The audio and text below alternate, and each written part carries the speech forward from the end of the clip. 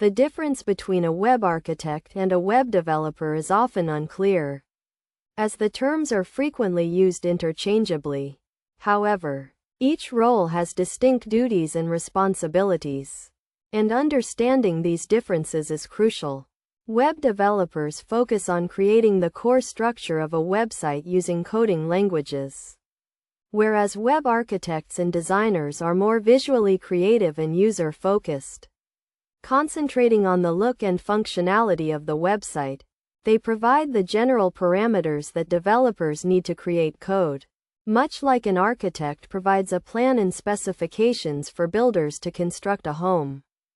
When it comes to web security, malicious individuals and organizations continually attack websites to gain access to company information and personal data. To prevent this, web architects must employ various defenses, including robust user authentication, firewalls, complex password requirements, and educating the website's users.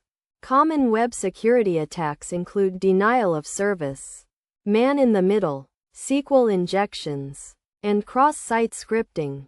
To build a website, web architects use a range of tools, including architecture diagramming tools like Microsoft Visio, PowerMapper, and others. Interestingly, a whiteboard can be an effective tool for communicating architecture to developers and collaborating on the final design.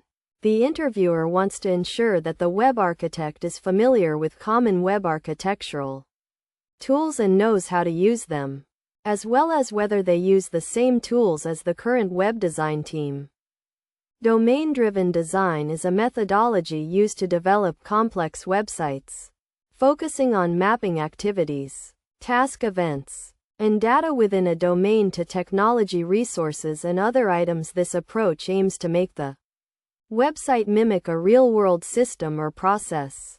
When describing this methodology, the interviewer is determining how the web architect performs their job and whether they use processes and procedures similar to those used by other organizations. Finally, addressing disaster recovery in web designs is critical, as a website crash can result in a loss of data and make the site unavailable to clients. Web architects must prioritize measures to ensure the website maintains high reliability and can be recovered in the event of a disaster. This can be accomplished by creating backup websites with continual replication, utilizing internal company resources and third-party services like Microsoft Azure and AWS. By incorporating these measures, web architects can ensure the website is protected against potential disasters and can quickly recover if one were to occur.